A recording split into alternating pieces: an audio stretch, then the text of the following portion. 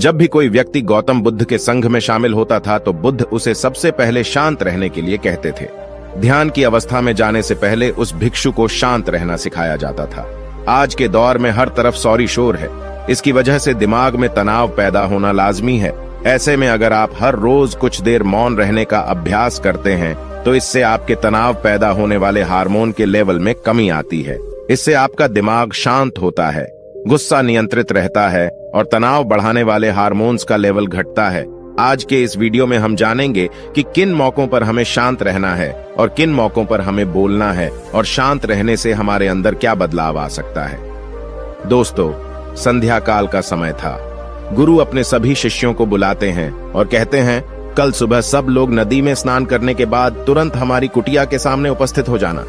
सभी इसी से हैरान रह जाते हैं कि हम लोगों ने कुछ गलती की है क्या, लेकिन गुस्से से यह कहते हैं कि हो सकता है कि गुरुजी कल सुबह कुछ अच्छी बात बताने वाले हैं। सब लोग रात को सही समय पर सो जाते हैं और सुबह उठकर सभी लोग नदी में स्नान करने के बाद वापस गुरुजी के सामने उपस्थित हो जाते हैं। गुरु कहते हैं, आज हम तुम सबको चुप रहने के फायदे के बारे में बताऊंगा। गुरु कहते हैं, 10 मौके जहां पर चुप रहने से होता है लाभ और बोलने से नुकसान। गुरु कहते हैं, अगर आप इन 10 मौकों पर शांत हो गए यानी मौन हो गए तो आप जो चाहेंगे वही मिल जाएगा। आपकी जिंदगी में चमत्कारिक बदलाव शुरू हो जाएंगे। जरूरत से ज्यादा बोलना या चुप रहना दोनों ही अच्छी बात नहीं है। जैसे जरूरत से ज्यादा बारिश हो जाना या फिर धूप दोनों ही दिक्कत देती है, उसी तरह अनावश्यक बोलने से भी काफी नुकसान होता है। गुरु कहते हैं कि पहला ऐसा मौका जहां पर व्यक्ति को चुप रहना चाहिए, बिना तथ्य के ना बोले। गुरु ने कहा, अगर आपके पास कोई तथ्य नहीं है तो वहां चुप रहने में ही भलाई है। चुप बैठने से दिमाग में नई कोशिकाओं का निर्माण होता है और इससे ज्ञान की वृद्धि होती है। बोलने में भलाई वही है जहां आपको किसी चीज के बारे में पूरा ज्ञान हो। अगर आप बिना तथ्य के कहीं बोलते हैं या फिर बेवजह बोलते हैं तो आपका वहां मजाक भी बन सकता है। अगर आपके पास पर्याप्त जानकारी नहीं है, ऐसी जगह पर बोलने से आपका मजाक तो बनी रहेगी, साथ ही साथ लोगों का भरोसा भी आपसे उठने लगेगा। इसलिए ऐसी जगह पर शांत रहो जहां तुम्हें पता ना हो कि क्या बोलना है क्या नहीं। कई बार कुछ लोग ऐसे होते हैं जो हर जगह अपनी उपस्थिति बताने लगते हैं। उन्हें पता नहीं होता है कि हमें क्या बोलना है, लेकिन फिर भी बोलते जाते हैं और फिर बाद में दूसरे लोग उनके जाने के बाद उनका मजाक उड़ाते हैं। जब तक आपको उस तथ्य के बारे में अच्छा ज्ञान नहीं है, उसके बारे में पता नहीं है, तो वहां चुप रहना ही ज्यादा समझदारी है। गुरु ने कहा, दूसरा ऐसा मौका जहां पर व्यक्ति को चुप रहना चाहिए। शब्दों से न पहुंचे ठेस, अगर आपके शब्द किसी को मानसिक ठेस पहुंचा रहे हैं तो वहां चुप हो जाना चाहिए। कमजोर व्यक्ति के बारे में कुछ भी बोलकर आप महान नहीं बन सकते हैं। महान आप किसी कमजोर का साथ देने में बनेंगे। कई बार होता है कुछ लोग अपने से छोटे व्यक्ति को भला बुरा कहते रहते हैं। सामने वाला इंसान तो कद से आपसे छोटा है, वह आपको कुछ नहीं बोलेगा, लेकिन आप उसकी नजरों में गिरते चले जाएंगे। हो सकता है कि कल वह भी आपसे पद में बड़ा हो जाए। पद में आपसे जब वह बड़ा हो जाएगा तो आज जो रवैया आपका उसके साथ है, आने वाले समय में वह भी आपके साथ वही करेगा। आप किसी को नीचा दिखाकर बड़ा नहीं बन सकते हैं। बड़ा बनना है तो अपने से छोटे लोगों का इज्जत भी करना सीखें और साथ ही साथ बड़े लोगों का भी सम्मान करना चाहिए। लोगों को लगता है कि अगर वह अकड़कर बोलेंगे और सामने वाले को नीचा गिराने की कोशिश करेंगे तो वह बड़े बन जाएंगे, तो यह उन सब की भूल है। बड़े होने की बजाय आप उनकी नजरों में गिरते चले जाएंगे। गुरु ने आगे कहा, इसलिए शिष्यों, तुम सब जब भी बोलना आदर भाव से बोलना, ताकि तुम्हारी बात लोगों को अच्छी लगे। बोलने में भाई बहन, माता पिता, मित्र इत्यादि संबोधन शब्दों का इस्तेमाल जरूर करना। इससे तुम्हारी मान प्रतिष्ठा तो बढ़ेगी ही, साथ ही साथ लोगों की नजरों में तुम समझदार व्यक्ति बनते जाओगे। गुरु ने आगे कहा, तीसरा मौका जहां पर व्यक्ति को चुप रहने में ही भलाई है। क्रोध या घृणा करने वाले लोग, जब कोई अपना या सगा संबंधी आप पर क्रोध कर रहा हो, आपका अपमान कर रहा हो, तो आपको उस वक्त चुप रहना चाहिए ताकि सामने वाले का गुब्बारा पूरी तरह से फट जाए। आप यदि सही हैं तो उसे कतई माफीनामा गए और चुप रहकर ही सही समय का इंतजार करें। वह खुद आपसे माफी मांग लेगा जब उसे अपनी गलती का एहसास हो जाएगा। गुरु आगे कहते हैं कि अगर आपका कोई सगा संबंधी आप पर क्रोध कर रहा हो और आप उस समय शांत हैं, तो यह आदर सम्मान देने की निशानी होती है। इससे न कोई छोटा होता है और न ही बड़ा। अगर आपको क्रोध आ रहा है तो आप या तो वहां से किसी का अनादर किए बिना चले जाएं या फिर चुप रहें। क्रोध करने से आपके रिश्ते खराब होंगे। क्रोध करने से हमेशा क्रोध करने वाले व्यक्ति का ही बुरा होता है। गुरु आगे कहते हैं कि एक बार की बात है, एक सांप जंगल से भागते हुए किसी राजा के घर में पहुंच गया। लोगों ने छेड़खानी की तो वह बहुत ही गुस्सा हो गया, जिससे घर में जो तलवार पड़ी हुई थी उसी को लपेटकर कसने लगा और धीरे धीरे उसका पूरा शरीर कट गया। यह गुस्सा उसे खा गया। ठीक उसी प्रकार हमारा गुस्सा भी हमारे शरीर को तलवार की भांति काटता रहता है। गुस्सा ध्यान से खत्म होता है प्रतिदिन। अगर आप ध्यान की मुद्रा में बैठे हैं तो आपका गुस्सा आपके नियंत्रण में रहेगा। गुरु आगे कहते हैं कि यह तरीका है कि आप प्रतिदिन ध्यान का अभ्यास करें। इससे आपके शरीर में जो हार्मोन्स गुस्से को बढ़ावा देते हैं वह सब तुम्हारे नियंत्रण में रहेंगे, जिससे शरीर गुस्से पर आसानी तुम्हारा से काबू पा लेगा। लेकिन एक तरीका यह भी है कि जब भी आपको गुस्सा आए तो आप यह समझने का प्रयास करो कि क्या मेरा गुस्सा जायज है या नहीं। हमें वहां पर बोलना चाहिए कि नहीं। जब आप खुद इस बात का आकलन लगा पाएंगे तो आपको खुद पता चल जाएगा कि हमें गुस्सा करना चाहिए या नहीं। फिर भी आपको गुस्सा आ रहा है तो आप वहां से हटने का प्रयास करें, वहां से दूर चले जाएं। धीरे धीरे समय के साथ आपका दिमाग शांत हो जाएगा। गुरु ने कहा, चौथा ऐसा मौका जहां पर इंसान को बहुत ही समझदारी के साथ काम लेना चाहिए, वहां पर आपको चुप रहना ही चाहिए, जहां पर उस मुद्दे से आपका कोई संबंध ना हो। अगर आपका किसी मुद्दे से कोई संबंध ना हो तो वहां आपका चुप रहना बनता है। बिना किसी वजह अगर आप दूसरे के मुद्दे पर बोलेंगे तो यह आपके लिए अनिष्टकारी होगा। इसमें केवल और केवल आपका ही नुकसान है। जल्द ही आप किसी दो लोगों के बीच हो रहे विवाद में जल्दी अपनी टांग न डालें। अगर सामने वाला आपको बुला रहा है अपना झगड़ा शांत करवाने के लिए तो ही आप वहां पर जाएं। किसी की व्यक्तिगत जिंदगी में दखल अंदाजी नहीं देनी चाहिए जब तक कि वह व्यक्ति आपको नहीं बुलाता है। अपने झगड़े को शांत करवाने के लिए कुछ लोग फालतू में दूसरे के विवाद में कूद पड़ते हैं। इससे उनके मान सम्मान मर्यादा पर लोग उंगली उठाने लगते हैं।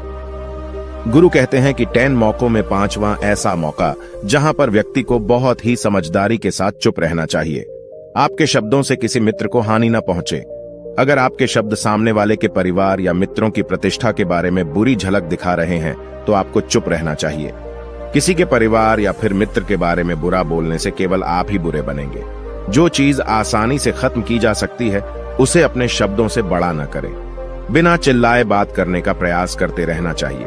अगर आप बिना चिल्लाए कोई बात नहीं कह सकते तो आपका चुप रहने में ही भलाई है। किसी पर चिल्लाने से आपके व्यवहार के बारे में पता चलता है। ज्यादा बोलने से चीजें हमेशा खराब ही होती हैं।